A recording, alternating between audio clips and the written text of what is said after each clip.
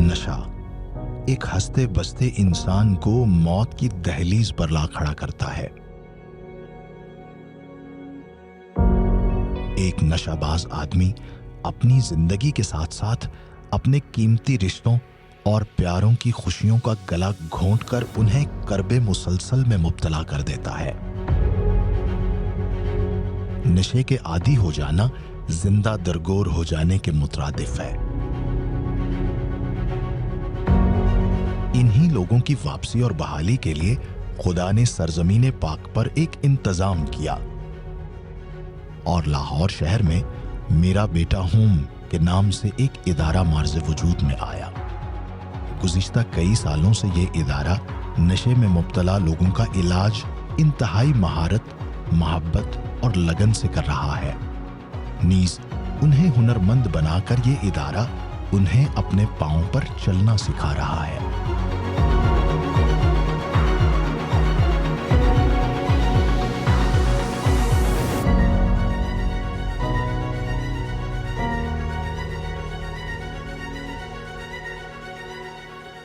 मैं हूं आपका होस्ट जोशुआ बशीर।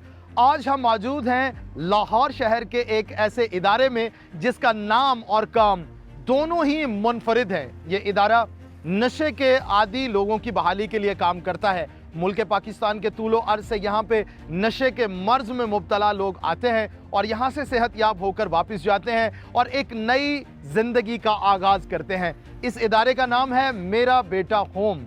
आइए विजिट करते हैं इस इदारे को और जानते हैं मजीद तफसील।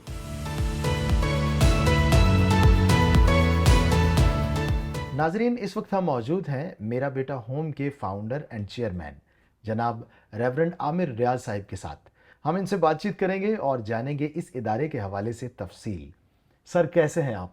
जी मैं ठीक हूँ, खुदा का शुक्र। बहुत शुक्रिया सर, मैं पुरजोश हूँ इस इदारे के हवाले से जानने के लिए। बताइएगा कि किस तरह से आपको ख्याल आया कि नशे के जो आदी लोग हैं उन पर काम किया जाए। कि ख्याल से थोड़ा हम आगे जाएं तो ये एक रोया या इलाही कह लें कि अपॉइंटमेंट है जो खुदा ने मुझे इस खिदमत के लिए चुना। मैं समझता हूँ कि ये मेरे लिए बड़ी शर्फ़ की बात है कि खुदा ने इस बात को मेरे दिल में डाला कि नशे के आदी अफराद जो हैं ये खुदा की नज़र में ग्रां कदर हैं। और अगर हम अपने इर्द गिर्द सोसाइटी में देखें तो और फिर मैंने जब इसको सर्च करना शुरू किया कि 12 साल की उम्र से लेकर तो 26 साल की उम्र के लोग बहुत ज़्यादा विक्टिमाइज्ड हैं। जो उम्र किसी के कुछ बनने की होती है वो उम्र उनकी तबाही और बर्बादी की तरफ जा रही है। एंड देन 2010 में एक बड़े स्मॉल सी एफर्ट से हमने शुरू किया कि वो लोग जो कब्रिस्तानों में या इधर उधर नशे की हालतों में होते थे, वसाइल थे नहीं कि हम कोई ड्रग रिहैब सेंटर स्टार्ट करते। ये 2008 की मैं बात बता रहा हूँ। तो हम उनको हफ्ते को एक जगह पर इकट्ठे करते, उनकी काउंसलिंग करते, उनको साफ़ सुथरा करते, उनको थोड़ा बहुत खाने को सर्व करते और उनसे गुफ्तगू करते। तो देखा ये गया कि वो निगलेक्टेड हैं।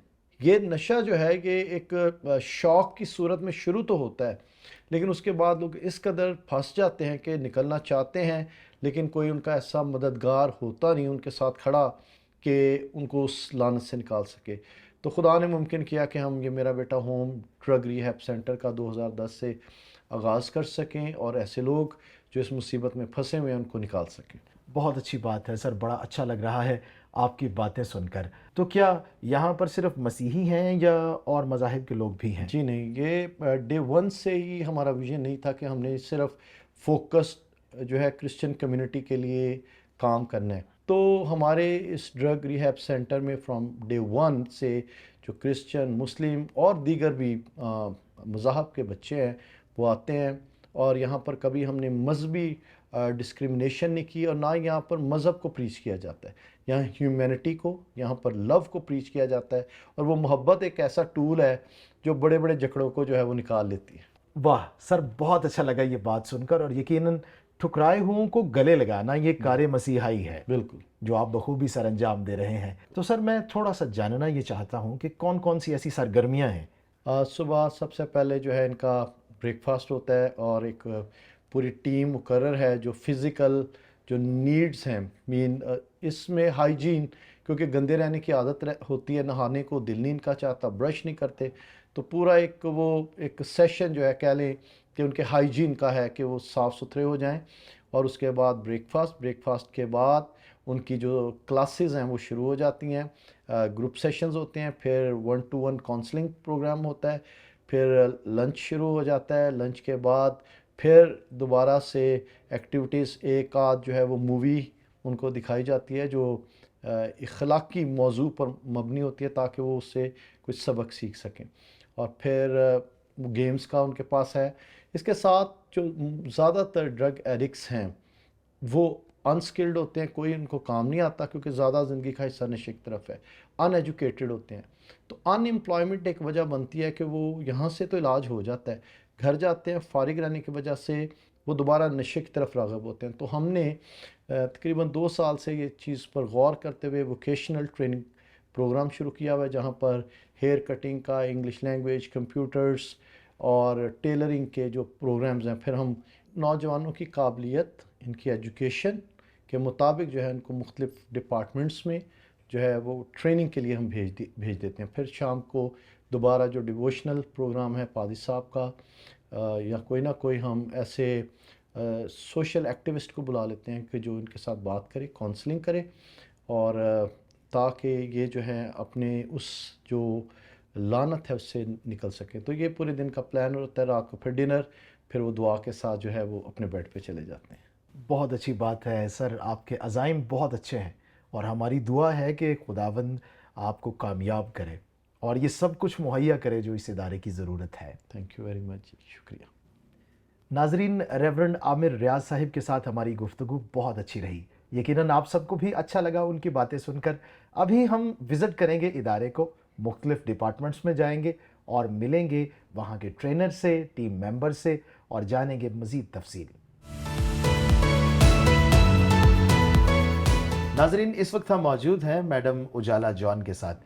یہ یہاں پر سائیکالوجسٹ ہیں. ہم ان سے بات چیت کریں گے اور جانیں گے کہ کس طرح سے سائیکولوجیکلی مریضوں کو ڈیل کیا جاتا ہے. میڈم کیسی ہیں آپ؟ میں بالکل ٹھیک ہوں, آپ سنائیں آپ کیسے ہیں؟ جی میں بھی ٹھیک ٹھاک ہوں. بہت اچھا لگ رہا ہے یہاں پر آ کر, بات چیت کر کے, سبھی کو دیکھ کے, سب سے مل کے. تو بتائیے گا کہ آپ کتنے عرصے سے یہاں پہ خدمت سر انجام دے رہی ہیں؟ میں کافی ٹائم سے جو ہے وہ اس ادارے کے ساتھ کام کر رہی ہوں اور میرا ادھر ایکسپیرینس بہت اچھا جا رہا ہے. مطلب میں ڈرگ ایڈکٹ پیشنٹس کے ساتھ کام کر رہی ہوں.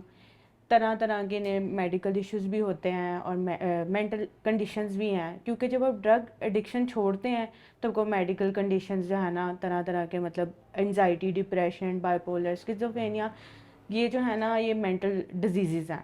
سو ہم ان کو ہیلپ کرتے ہیں ٹو ریکور, اینڈ آلسو ہم ان کے ریلیپس پریونشن پہ کام کرتے ہیں. تو بتائیے گا آپ کے کیریئر میں کچھ ایسے پیشنٹس ضرور ان کا ذکر کیجئے جو ریکور ہو کے واپس آئے اور انہوں نے یہ کہا کہ ہماری زندگی اب بہت اچھی گزر رہی ہے. کافی ایسے نوجوان پیشنٹ رہے ہیں میرے جو کہ ریکور ہو کے آئے ہیں. ایک میرے پیشنٹ تھا جس کو فیملی بیک گراؤنڈ بہت اسٹرانگ تھا اور وہ اس بہت نیگیٹو بیہیویئرز میں انڈلج تھا. تو جب اس کے پیرنٹس آتے تھے اس سے ملنے تو وہ کہتا تھا کہ میری مدر جو ہیں وہ میرے فادر کی سیکنڈ وائف ہیں, اور اس کے بہت فیملی ایشوز تھے. But with time counselling session ایسے ورک کرتا ہے پیشنٹ کی لائف پہ کہ وہ اپنے آپ کو چینج کرتا ہے, کیونکہ ہم اپنے ارد گرد کے لوگوں کی سوچ کو نہیں بدل سکتے, لیکن ہاں ہم اپنے آپ کو بدل سکتے ہیں. جب ہم اپنے آپ کو بدلتے ہیں تو ہم اپنے ارد گرد کے لوگوں کو بھی بدلتے ہیں. وہ ایگزامپل سیٹ ہوتی ہے کہ لوگ آپ کو دیکھ کے کہتے ہیں کہ نہیں موٹیویٹڈ ہے.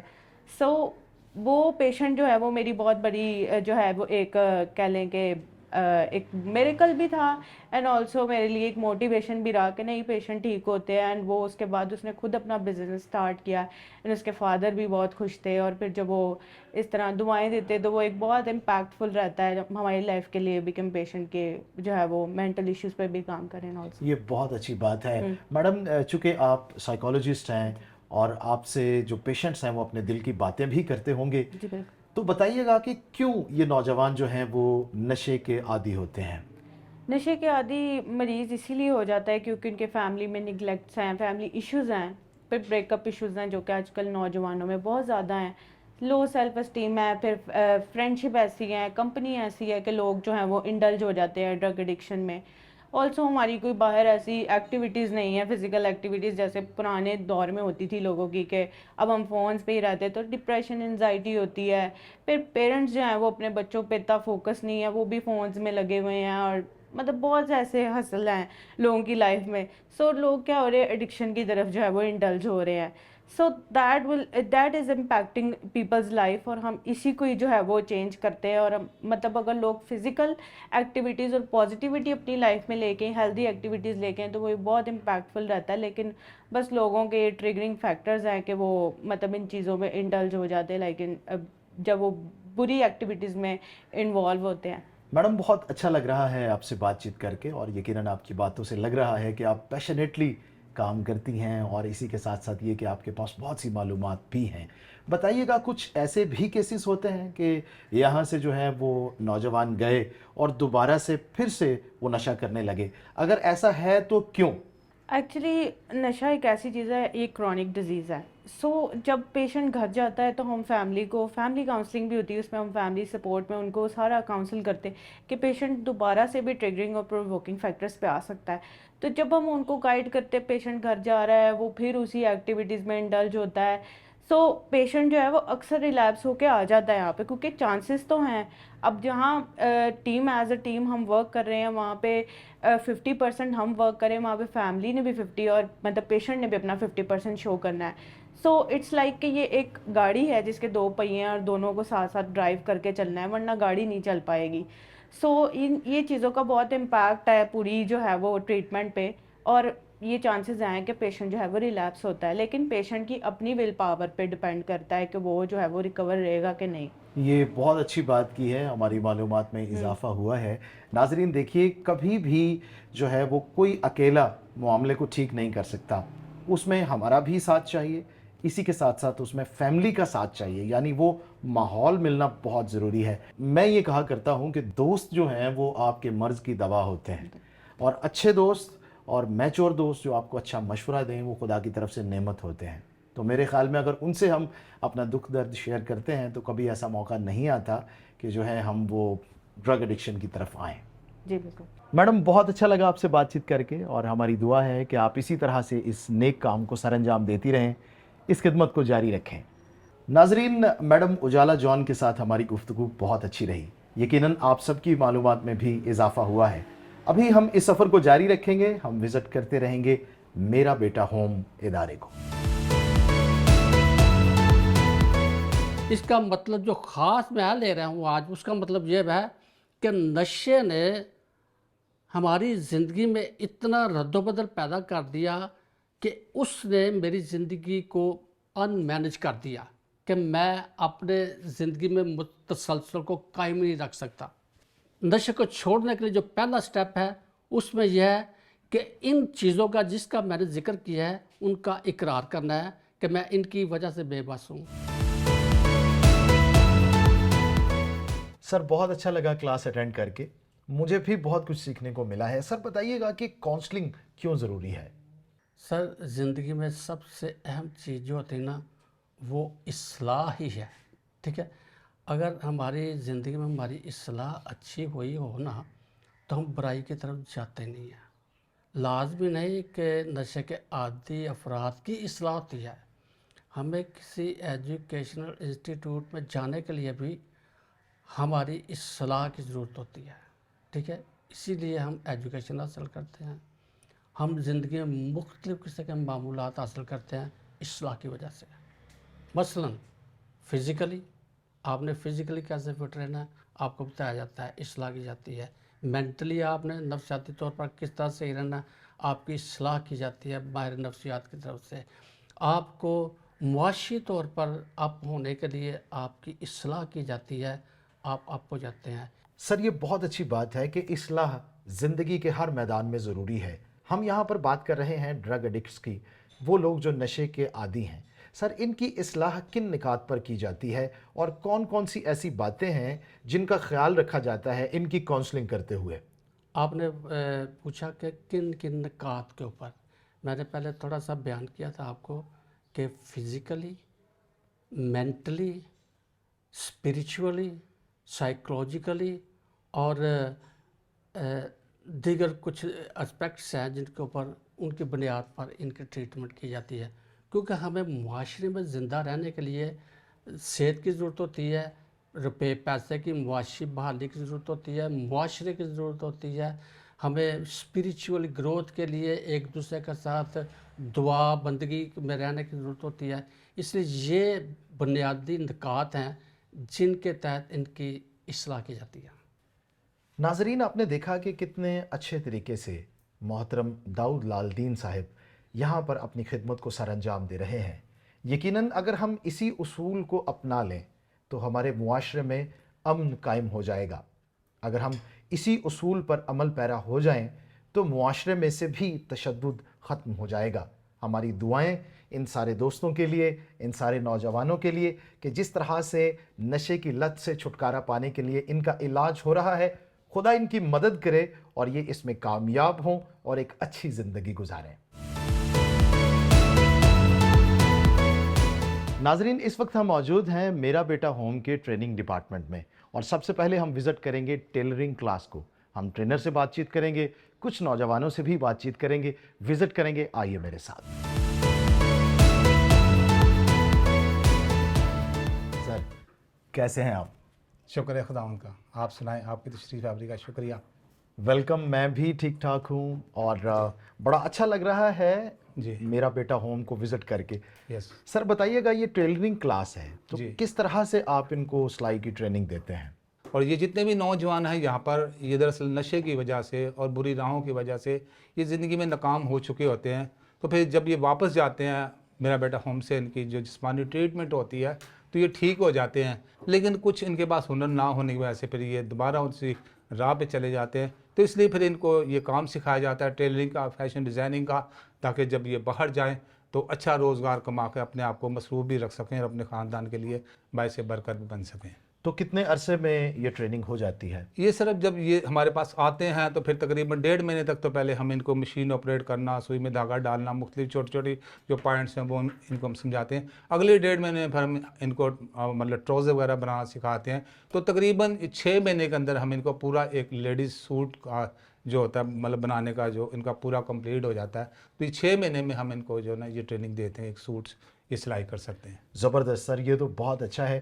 تو سر بتائیے گا کہ جو نوجوان یہاں سے سیکھ کر جاتے ہیں، یس جو ماضی میں اس سے پہلے گئے، کیا ایسی کچھ گواہیاں ہیں کہ انہوں نے اچھا روزگار اپنایا اور وہ اچھی زندگی گزار رہے ہیں؟ جی سر، بہت سے نوجوان تقریباً 4 سے 5 ایسے افراد آئے جو اس میں کامیاب ہوئے اور اپنا وہ روزگار کما کے کھا رہے ہیں، اور انہوں نے آ کر یہاں پر بتایا ہمیں. یہ تو بہت اچھی بات ہے کہ آپ ان تمام نوجوانوں کو ہنرمند بنا رہے ہیں. جی سر کیا میں کچھ نوجوانوں سے بات کر سکتا ہوں؟ بالکل سر، آپ ان سے بات کریں اور آپ کو بتائیں گے کہ یہ کس طریقے سے یہاں پر یہ کام کرتے ہیں اور کس طریقے سے ان کو ٹریننگ دی جاتی ہے. جی بھائی، کیسے ہیں آپ؟ جی میں ٹھیک. سنائیے کیسا لگ رہا ہے یہاں پہ آپ کو؟ بہت اچھا لگ رہا ہے، بہتر لگ رہا ہے. اب کیسے لائف میں جیا جاتا ہے پتہ چل رہا ہے. زبردست. آپ کا نام کیا ہے بھائی اور آپ کہاں سے ہیں؟ شارون بابر ہے میرا نام، میں لاہور سے ہوں. اور بتائیے گا آپ کا کیا منصوبہ ہے مستقبل میں؟ جب آپ یہاں سے کام سیکھ کر جائیں گے تو کیا کریں گے؟ ایک تو یہاں سے میں ہنر سیکھ کے جاؤں گا، ایک نشے کی لت چھوڑ کے جاؤں گا، اور آگے شادی وغیرہ کروں گا اور اپنی ایک لائف بناؤں گا. زبردست. آپ کے عزائم بہت اچھے ہیں. ہماری دعائیں آپ کے ساتھ ہیں کہ خداوند تعالیٰ ہمیشہ آپ کی مدد کرے اور آپ ایک اچھا اور برائٹ فیوچر جو ہے اسے دیکھیں. آمین. بہت اچھا لگا بھائی آپ کی باتیں سن کر، اور ہماری طرف سے بہت سی دعائیں. خداوند آپ کو اسی طرح سے برکت دے اور آپ ایک برائٹ فیوچر دیکھیں. شکریہ.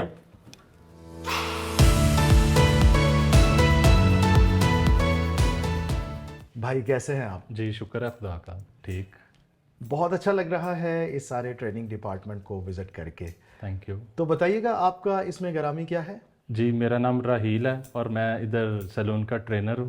بہت شکریہ، آپ نے اپنا تعارف کروایا. بھائی بتائیے گا کہ چونکہ آپ یہاں پر ٹرینر ہیں تو کام سکھاتے ہوئے آپ کو مشکلات بھی آتی ہیں؟ مثال کے طور پر یہ سیکھنا نہ چاہیں یا یہ باتوں کو اڈاپٹ نہ کریں جو آپ ان کو بتاتے ہیں، کیا کچھ ایسا تو نہیں ہوتا؟ جی اچھا کوآپریٹیو لڑکے ہیں میرے پاس ادھر جو آ رہے ہیں، انٹرسٹڈ ہیں اور آگے بھی انٹرسٹ کے ساتھ کام سیکھیں گے اور سکھاؤں گا. بہت اچھا سر، ہماری دعائیں آپ کے ساتھ بھی اور ان لڑکوں کے ساتھ بھی कि जल्दी जल्दी ये ट्रेंड हो यहाँ से और अपना अच्छा रोज़गार अपनाएं। बताइएगा कि इससे पहले जो लड़के सीख चुके हैं, क्या उनमें से आप किसी को जानते हैं कि अब वो बड़े अच्छे तरीके से अपना काम कर रहे हैं और अच्छा रोज़गार अपनाए हुए हैं? जी, खुदावंद का शुक्र है कि लड़के अच्छा काम सीख के और मैंने अपना बेस्ट दिया उन्हें और वो आज अच्छी जगह पे अपना काम कर रहे हैं। ये बहुत अच्छी बात है भाई। अगर मैं ये कहूँ कि ये आपकी ड्यूटी नहीं, आपकी खिदमत है, तो ये कहना बिल्कुल बजा होगा। बताइएगा कि आपको कैसा लगता है ये खिदमत सर अंजाम देते हुए?